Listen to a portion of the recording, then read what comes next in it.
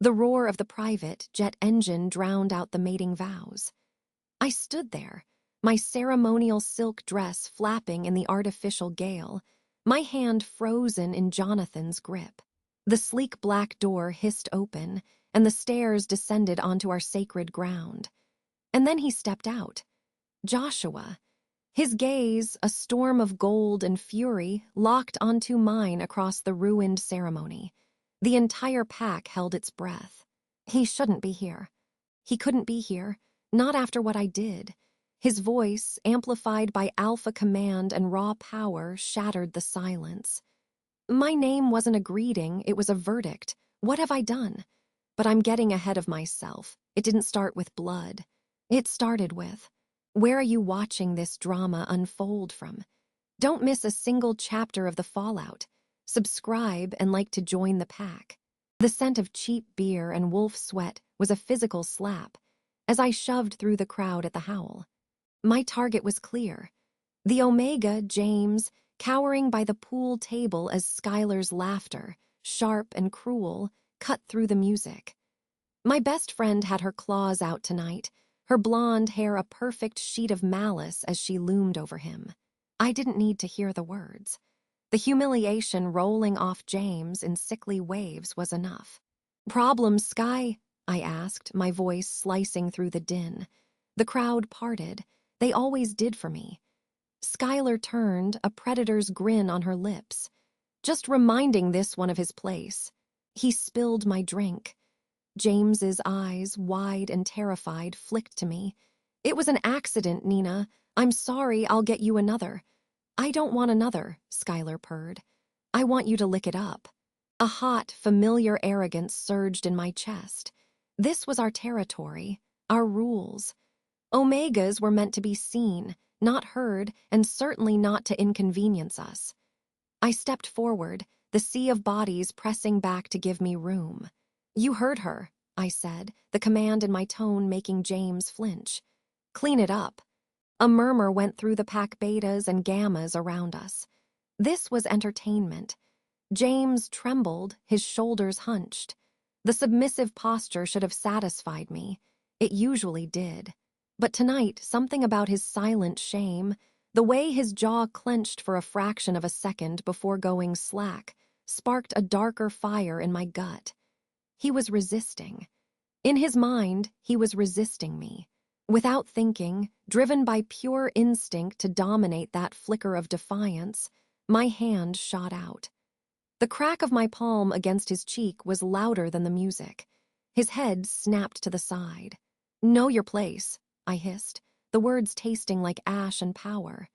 The bar fell silent for 3 heartbeats. James didn't make a sound. He just kept his head turned, a red handprint blooming on his pale skin. Then Skylar laughed, high and delighted, and the moment broke. The crowd's chatter resumed, louder now, charged with the spectacle.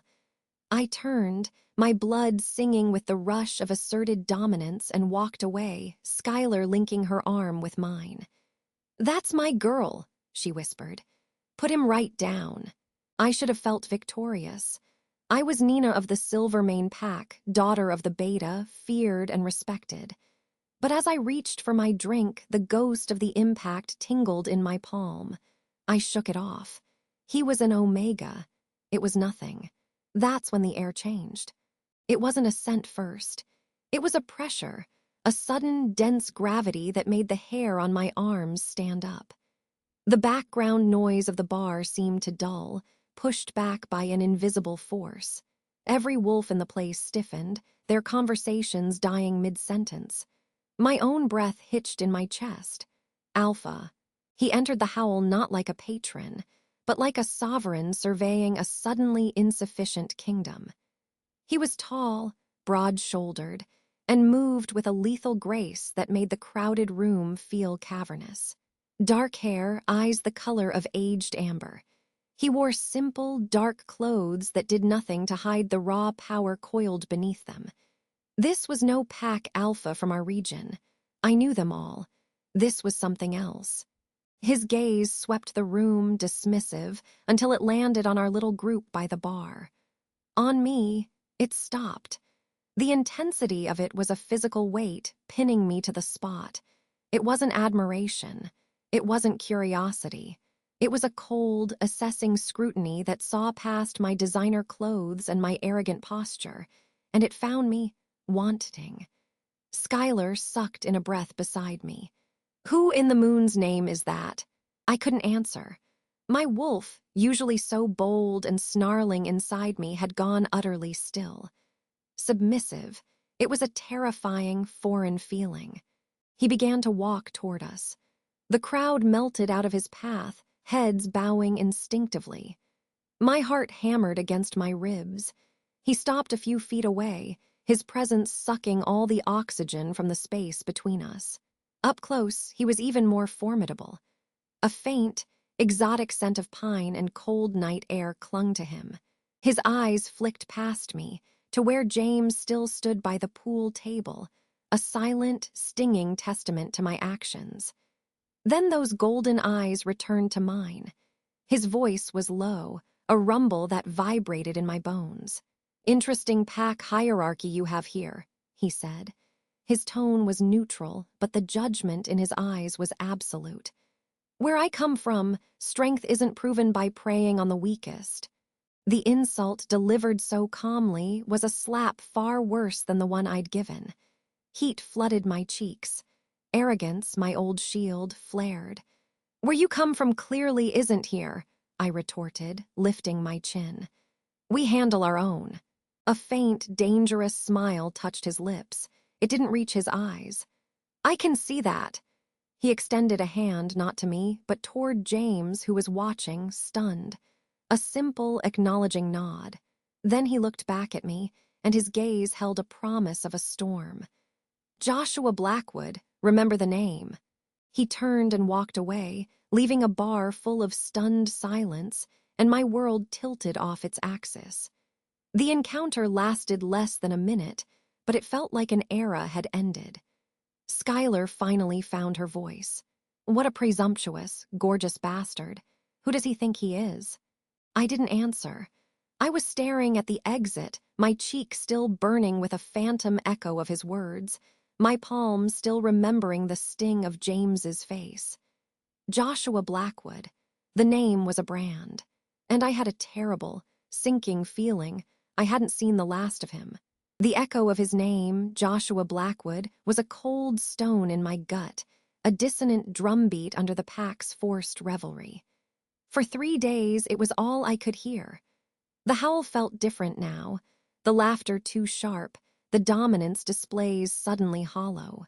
My wolf, usually a coiled spring of pride, was restless, pacing inside me with a low, uneasy whine. I kept seeing James's face, not just the fear, but that flicker of something else right before the stranger, before Joshua, had spoken. I'd replayed his words on a loop. "You're brooding," Skylar announced, sliding a fresh drink toward me. She leaned in, her voice a conspiratorial whisper that still carried over the din. "Forget him. Some rogue alpha with a savior complex. He's probably 3 territories away by now, smelling of self-righteousness and cheap cologne." I wanted to believe her. I took a long swallow, the burn doing nothing to warm the chill he'd left behind. "He wasn't a rogue," I muttered, more to myself than to her. "His power, it was controlled. Absolute. He walked in here like he owned the ground. And then he walked right back out," she countered, flicking her nails dismissively. "He made his little speech and vanished. He doesn't matter, Nina. What matters is your ceremony tomorrow. Jonathan is a good match, strong bloodline. Your father is pleased. Jonathan, my intended." The thought should have settled me, filled me with the excited anticipation a future Luna should feel. Instead, it felt like donning a beautifully tailored straitjacket. I saw him across the bar, laughing with some other high-ranking warriors, his smile broad and easy. He was everything a Silvermane alpha mate should be, loyal, strong, unquestioning of our ways. He'd never have interfered at the howl. He'd have seen my discipline of James as necessary, even commendable. That should have been a comfort. It wasn't. The morning of the ceremony dawned painfully bright. The sacred ground, a wide, mossy clearing deep in our territory, was adorned with garlands of night-blooming jasmine and silver thread, our pack's colors. The air hummed with the low chatter of the entire assembled pack, a sea of expectant faces from the highest warriors to the lowest omegas kept respectfully at the back. I spotted James among them, head bowed, shoulders hunched. A fresh wave of that strange discomfort, sharp and acidic, rose in my throat. I looked away, adjusting the ceremonial silks that felt suddenly heavy. My father, Beta Alistair, stood proud and stern beside Alpha Gideon. My mother fussed with my hair, her eyes shining. "You look radiant, my daughter, a true Luna." The ritual began. Jonathan took his place opposite me, his gaze warm and possessive. Alpha Gideon's voice boomed across the clearing, speaking of unity, strength, and the enduring legacy of Silvermane. I repeated the ancient vows, my voice clear and steady even as my insides trembled. I was performing a perfect pantomime of the girl I was supposed to be. As Jonathan reached for my hand to complete the bond, the first change in the air whispered against my skin. It wasn't a sound, but a pressure shift, a sudden, profound silence that fell over the birds in the trees. My wolf went from restless to rigid alertness, a low growl building in my chest that I barely suppressed. Then came the sound, a deep, thunderous roar that had nothing to do with the sky. It was the scream of engines, foreign and mechanical, cutting through our sacred silence. Every head snapped upward. A sleek, obsidian-black private jet, marked with a sigil I didn't recognize. A stylized mountain peak under a slivered moon, sliced through the clouds above our territory. It circled once, a predator surveying its domain, before lining up with the long, manicured stretch of our emergency landing field just beyond the tree line. Gasps and angry murmurs rippled through the pack. Alpha Gideon's face darkened. "What is the meaning of this?" he growled, his command tinged with a shock I'd never heard before. We stood frozen, our ceremony shattered as the jet touched down with a shriek of brakes. The hatch opened, stairs unfolding like a black wing, and then he appeared. Joshua Blackwood. He descended the steps not as an intruder, but as a king visiting a provincial outpost. He was dressed not in ceremonial leathers, but in a tailored black suit that spoke of wealth and power far beyond our borders. His aura, which had been a contained storm in the confines of the Howl, now rolled across the sacred ground in a palpable wave. It was dense, ancient, and carried a weight of authority that made Alpha Gideon's own dominance feel provincial. He didn't look at the Alpha. He didn't acknowledge the stunned pack. His icy, unwavering gaze found me across the clearing and pinned me in place. The memory of his voice in the bar was a candle compared to the inferno of his presence now. He walked, a slow, deliberate pace that made the gravel crunch like bones under his polished shoes. Warriors moved to intercept him, but a single, glacial glance from him made them falter and fall back, as if repelled by an invisible force. He passed the Omegas, and I saw James's head lift, his eyes wide with something that wasn't fear but awe. Joshua stopped a dozen feet from the ceremonial dais. The silence was absolute, choking. His voice, when it came, was quiet, yet it carried to the farthest Omega. It was a blade sheathed in velvet. "This ceremony," he said, his eyes still locked on mine, "is a farce." Jonathan stepped forward, a snarl tearing from his throat. "You have no right. This is Silvermane land. This is my mating." "Be silent," Joshua said, and the command in those two words was so absolute, so infused with raw alpha power, that Jonathan physically recoiled, his protest dying in a choked gasp. I saw the shock and humiliation flood my mate's face.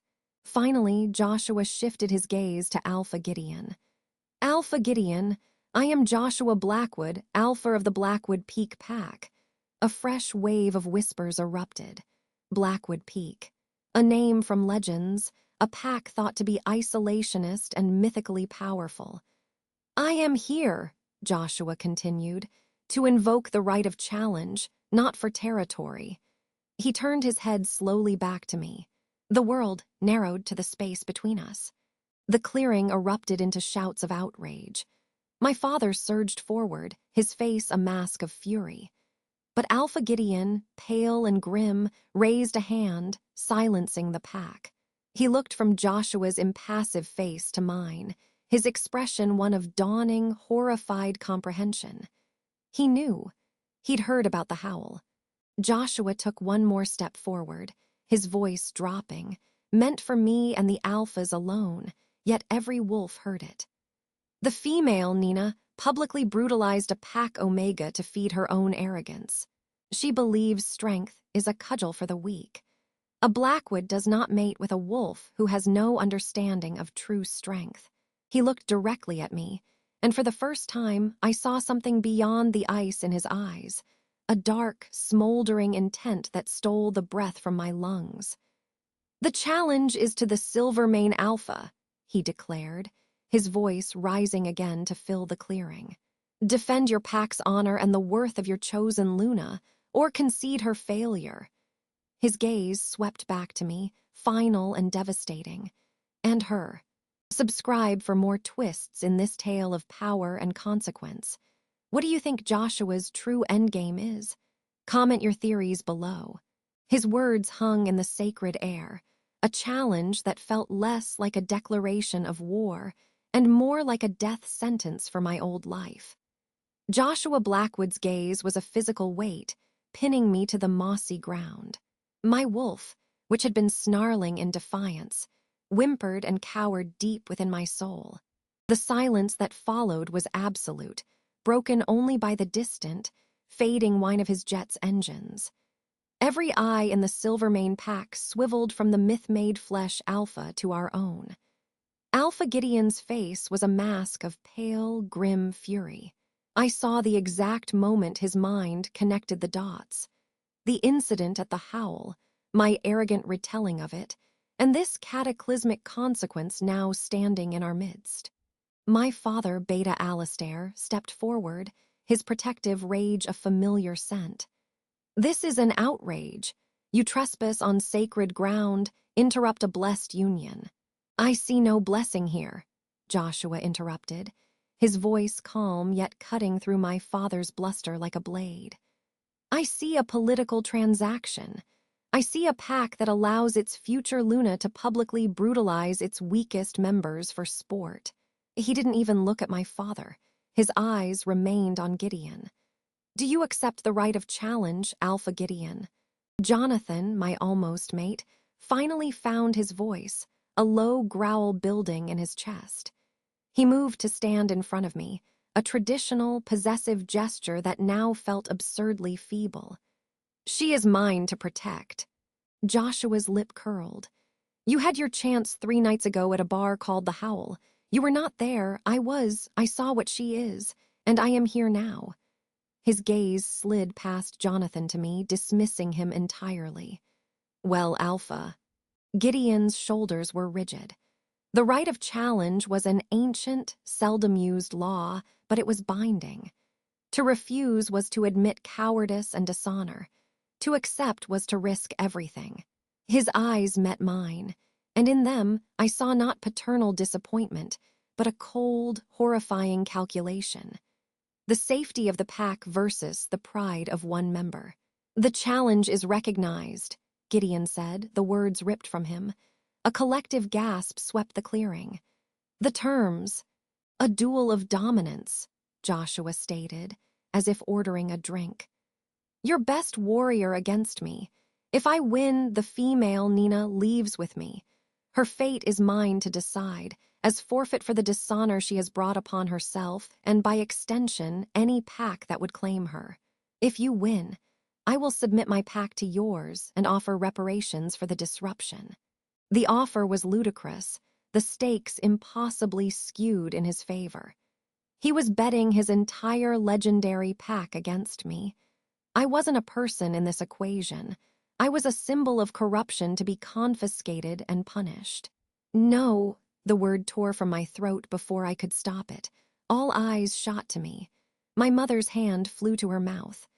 Alpha, please, he can't. You will be silent, Gideon roared, his alpha power slamming into me, forcing my head down in a submissive bow. The command was so absolute, so final, it stole the breath from my lungs. My disobedience at the howl had led to this. I had no voice here. Jonathan was chosen. Of course he was. The mate-to-be, the strong, loyal future beta. He stripped off his ceremonial vest, his eyes burning with a fervor I now realized was never for me, but for the pack. He was fighting for Silvermane's honor, not for Nina. They shifted in the center of the clearing, the sacred space now an arena. Jonathan was a massive, tawny-furred wolf, powerful and sleek. Joshua's shift was different. It wasn't a blur of bone and muscle. It was a sudden, silent explosion of darkness. One moment a man, the next a wolf so large he dwarfed Jonathan, his fur the color of a starless night, his eyes the same piercing, judgmental gold. The fight was not a fight. It was a demonstration. Jonathan lunged with everything he had. Joshua didn't dodge. He took the impact, shook it off as if swatting a fly, and retaliated with a single, devastating swipe of his paw. It connected with Jonathan's shoulder with a sickening crack. Jonathan yelped, stumbling. Joshua was on him, not with savage bites, but with overwhelming, crushing pressure. He pinned Jonathan, his massive jaws closing around the tawny wolf's throat, not breaking skin, but holding him in absolute submission. It was over in less than a minute. The message was clear. The strength of Silvermane was nothing to Blackwood Peak. Joshua shifted back, not even winded. Jonathan remained in wolf form, whining softly, defeated. The silence was now one of utter shame. "The challenge is decided," Joshua announced, his voice echoing in the quiet. He looked at Alpha Gideon, then at my stricken father. "The forfeit is mine." He turned and started walking toward the tree line, not toward his jet, but into the deep woods. He didn't look back. He didn't need to. The law was clear. The forfeit must follow. A sob escaped my mother. My father's face was ashen, his fists clenched, but he did not move. The pack's survival instinct had overridden everything: family, loyalty, love. I was the sacrifice to appease a greater power. With legs made of lead, I took a step, then another. I passed Jonathan, who had shifted back, clutching his injured shoulder, his eyes avoiding mine. I passed Skylar, whose face was a perfect painting of terror and awe, her cruel confidence shattered. I didn't look at my parents. I couldn't. I followed the path Joshua had taken into the shadows of the pines. The sounds of the pack, the whispers, the crying, faded behind me. After 100 yards, I saw him, leaning against a broad tree, waiting. Why? The word was a raw scrape in my throat. Why not just kill me at the bar? Why this spectacle? He pushed off the tree, looking down at me. The arrogance was gone, replaced by a terrifying, focused intensity. Death is a release. Justice is a lesson. He began walking again, and I had no choice but to follow. You believed your worth was defined by the subjugation of others. Your pack reinforced that. That belief is a sickness. I don't want your life, Nina. I am claiming the opportunity to cure the sickness. To punish me. To see what, if anything, lies beneath the arrogance of the beta's daughter, he corrected, his tone leaving no room for argument. Your old life is over. Your title, your status, your shallow mate gone. You are now an Omega of the Blackwood Peak Pack. The word was a slap worse than any I had ever given. Omega, the bottom, the nothing. You can't, I can, I have. He stopped and finally looked at me fully. The journey to my territory is long. You will walk, you will follow, you will learn to obey. This begins now." He turned and moved into a steady, ground-eating lope. A command, unspoken but absolute, thrummed in the air between us. Follow. And I did, because there was nothing left behind me but the ruins of my own making. The arrogant she-wolf was dead. All that remained was the Omega, and the long, dark walk toward whatever judgment or mercy Alpha Joshua Blackwood had in store. Thank you for reading this journey of dominance and consequence. If this tale of shattered pride and new beginnings resonated with you, please share it with fellow romance fans and subscribe for more gripping stories.